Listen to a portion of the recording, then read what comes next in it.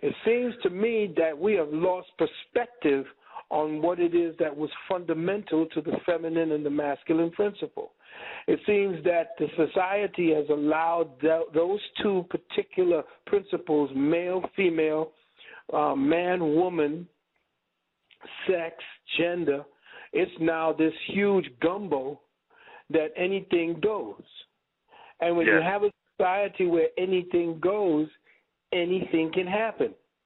There is no predictory circumstances where you can know, hey, I have this for my son and my daughter. There are 7 generations that are going to follow me in accordance with the plan that I have for now. We don't do that. Everything is from moment to moment. We've been individualized, and therefore all our power has been stripped from us. We no longer think family. We talk family, but we don't have the infrastructures of what a family is first before we can actually extend that into a larger-based family. So before we can actually deal with the macrocosm, we have to deal with the microcosm, which is in the individual homes. And right now, 79% of the black homes in this country are run by women, and women alone. There are no men in there. That's a pathology. If that was a circumstance that was happening in the white community or any other community, those bastards in Congress would have held an emergency session and said we are under an emergency condition right now because 79% of our white people are only being raised by white women. We don't look at it now. We have become so comfortably numb with the fact that our sisters are taking 2 jobs and 3 jobs and unknowingly have accepted that job back in the days when it was the flavor to say I'm independent and I'm going to be a feminized woman, I'm going to be a career chaser and all this. She was hoodwinked, but the problem is we can't get her to be convinced that she was hoodwinked. And when I'm saying what I said back in 89, that this was going to happen, everybody thought that first I was crazy, second that I was some kind of misogynist and woman hater. I said that you are going to be used as a tool, as a puppet, to undermine and destroy the black community as well as the family, unknowing to you. It's not going to be something that you're going to do consciously. It's going to be something you're going to be pushed into doing. But we don't have enough of a cohesive family and trust of each other so that we could see these things happening. In fact, when we were putting this message out there, it was at the exact same time that the feminist movement had caused women to not trust men. So when I was saying what I was saying, there was a lot of emotional backlash about it because at that time, the feminized media under Oprah and all the rest of these feminists who were out there pushing down the woman's agenda didn't want to hear anything from men who were listening and telling them, listen, here's what you're doing at this point. Well, now we have the breakage, the collateral damage, the wreckage, the madness that we call black society, and I'm talking madness at this point. We may have become comfortable with it. It's still madness, you see. So, and like Krishnamurti said, it is no great thing to congratulate yourself, and I'm one of my teachers, and I'm going to kind of paraphrase him. He said, it is no great thing to say that you have become normal in a mad society. You have acclimated to a sick and depraved society, and you have somehow normalized, and you're feeling that you're all right in there. Yeah, anybody who feels all right in an insane society is themselves insane, or so numb they don't understand how sick they really are. So at this point, I have done a feminalysis and a review again so that people could rethink from those last 20 years what has happened to us as a family and a society. And the sisters who are now understanding and overstanding as well as understanding what's happening, the sales of my book has now picked up. Why? Because the book now has the secrets about how they conducted a tactical covert war on the black community through the woman. Through the woman. she sees how that was done and how we as men were not vigilant enough to fight for the women so that they did not play that game. After they took out the king and then they took out the prince, think what I'm saying now. After they took out Martin, then they took out Malcolm, they took out the king and the heir apparent. Yes. So there was no males to ascend to the throne, at least in the mind. Khalid stepped up to do that, but guess what? Okay? So now there were no men to deal with the queens. And so who moved in? Your CIA agent, covert operative, her name being Gloria Steinem. She stepped to the black women, and of course, we now know that Malcolm's wife, as well as Martin's life, went boule. So overstand that we have been covertly taken down by the CIA, and we had a CIA operative working with our women, with Oprah, with all of our black women, and they now were given a bill of goods that they thought was going to help the people. It did not. We got worse. So it's time for us to start looking at what the damage is, to check out the breakage, do the forensics on what has happened over the last 20 years. And if you are really serious about it, you would want to attend this webinar on Saturday, because we're going to get real. We're going to get down to the specifics. You as a male, you as a female, what do you have to do at the fundamental level first? Who are you at that fundamental level? Not what they're telling you you have to be in order to survive and to move into a whole new slave category. No, we're not going to listen to that right now. We have to come back to that inner side. Remember I was telling you at the beginning that there was something, that cosmic organic interface that we have not used it. We have now let it slide into atrophy. Now we have to reactivate that ability. And to do that, we have to assess how we have been losing this war, how we have been losing each of the battles up to this point. Wow. Sisters, y'all hear that? And the brothers, too. One thing that I find, and I'm this is just an assessment, you know what I'm saying, from my vantage point, is, and this comes from standing on 125th Street for 3 to 4 years daily, almost every day, and bearing witness to situations getting worse, right? The social conditions of our sisters, and I'm mainly speaking about,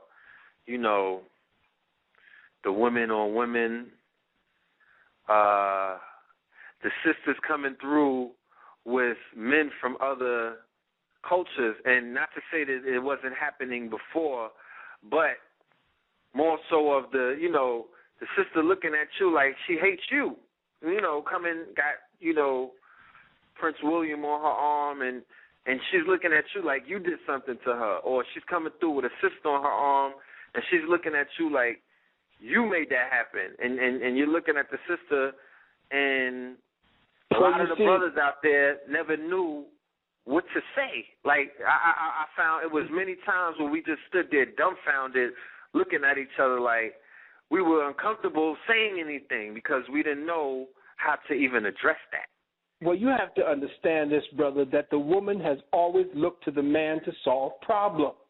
Understand, it isn't that black women do not want to be with us. It's because right now she has been put into survival mode. She has been thrust there, and the men have not stepped up to go and rescue her, to find her, bring her back into the fold where it is that we were as a family. Right now, we do not have a mentality of the warrior to go and do the fundamental things to get those sisters back. At this particular time, they are going to look at us like we did something to them, because remember, they are the problem staters. They state problems. They don't solve them. They acclimate, adapt, and adopt, and that's what the feminine principle does. She may think that she is in charge. She may think that she's solving problems, but that's because the society now has structured itself around her so that her problems can be solved by her, because all of the necessary fundamental resources are there for her now. But the resources are now owned by the state.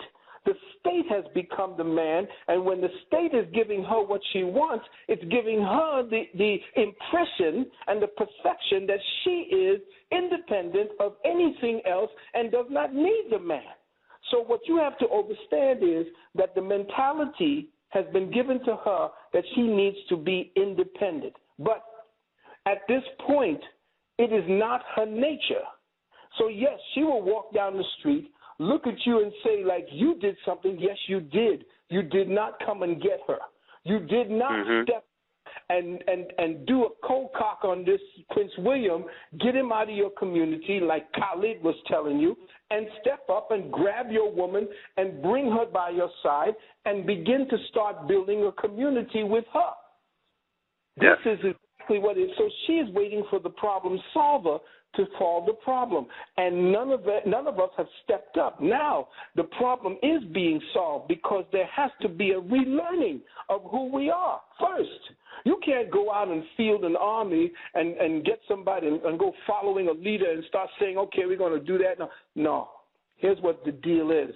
Those who are the adversary have already done that. They know every move that you have because that chessboard, that game has been won. There are many games coming up because you're going to realign the men once more. But the game that was being played between 1960 and 1990, that game is lost.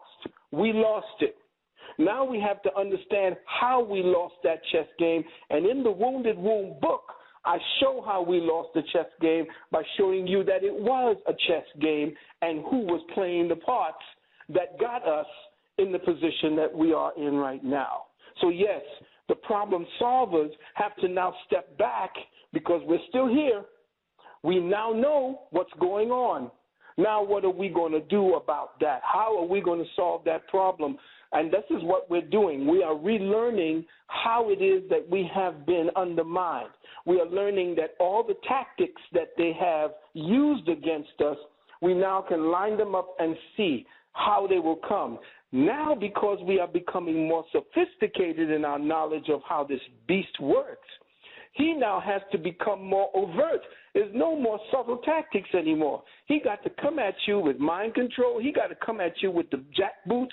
He has to come at you with all kinds of directed energy weapons. He has to now set up a fake alien invasion. He has to do all of these things because he can't come at you with the Gloria Steinems anymore. That's a failed apparatus. We know that feminism was funded and created. The new feminism was funded by Rockefeller. We know that now. We know that he pulled Gloria Steinem, who was a CIA operative working in Burma and all the rest of these places on a scholarship, supposedly, in order to be able to study foreign affairs and all this. She was working for them. And when Ms. Magazine was put together, it was she and another CIA operative that put that together. So, yes, we got that now. We know what was going on. We know that the government of black society, that's what we were. And the CIA is into undermining governments. The government of our black society, the Marcus Garveys, the Martin Luthers, the Honorable Elijah Muhammad's, all of our governors, the governments that we set up for ourselves that would have taken us to other levels of economics, social, all things, has been undermined. And that's what the CIA does. They undermine governments. They surely do. Wow, that's a good way of saying it. I've never seen it like that. Because we're not doing our analysis. We're not strategizing and looking at the tactics that were used against us. And all of the tactics that were used against us, at least a good portion of how they were played, are in that book. A lot of people are sleeping the Wounded Womb because they think it's something written by a misogynist who don't like women, or it's just that book again by that crazy loud-speaking Dr. Valentine. But those who have taken it and read it, they have read it over They tell me on Facebook, listen, I'm on my second reading of this book because I couldn't get it all the first time. And every time I go back to read it, I find something else. That's how stacked it is. It's concentrated. You could dilute it, and like they say, you could step on it 5 times. And it's still that raw.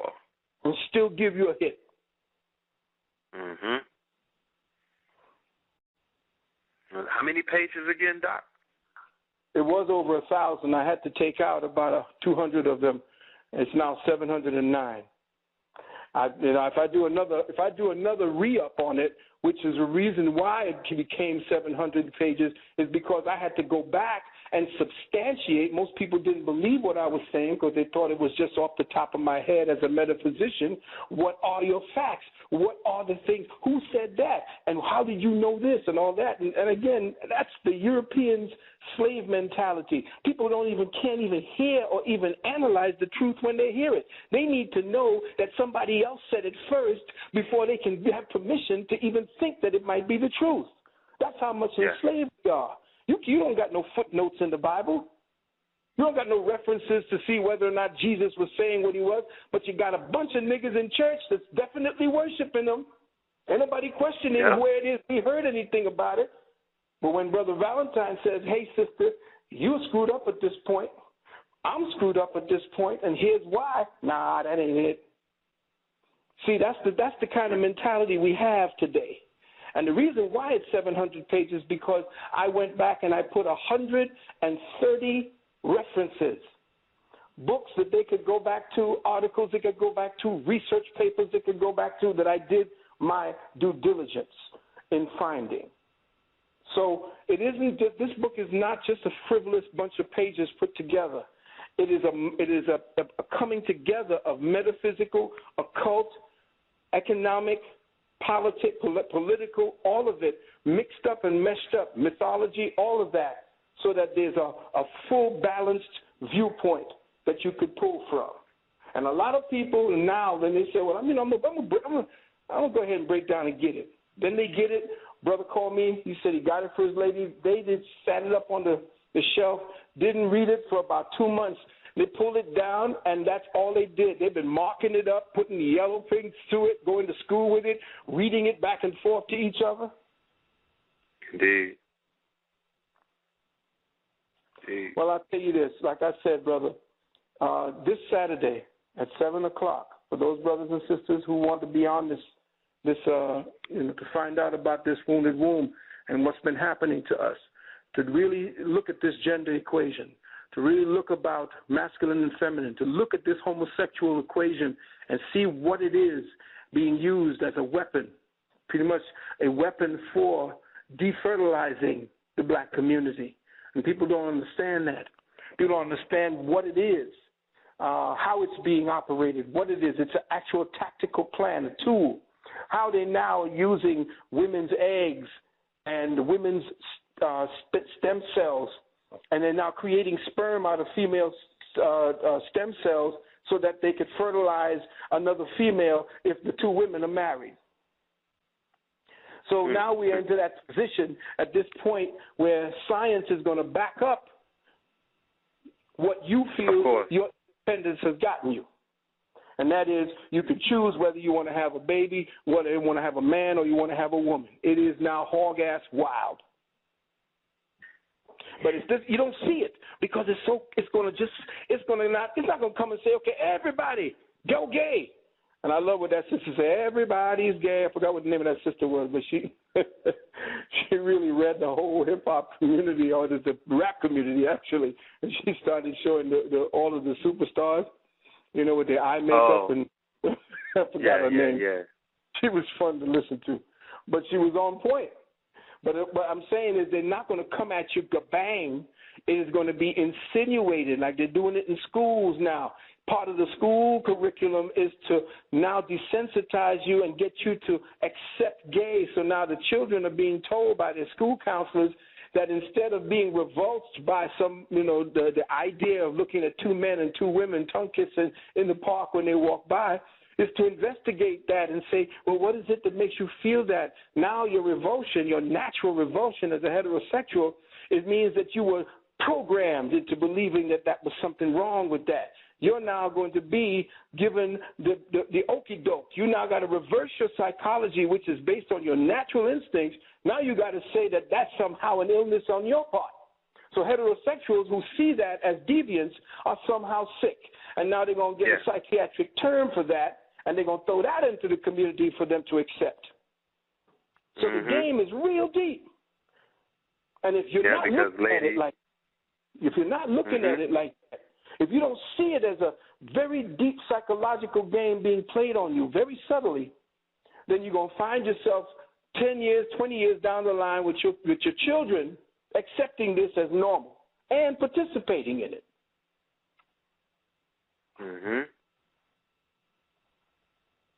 Yeah, I mean, it's taking place as we speak.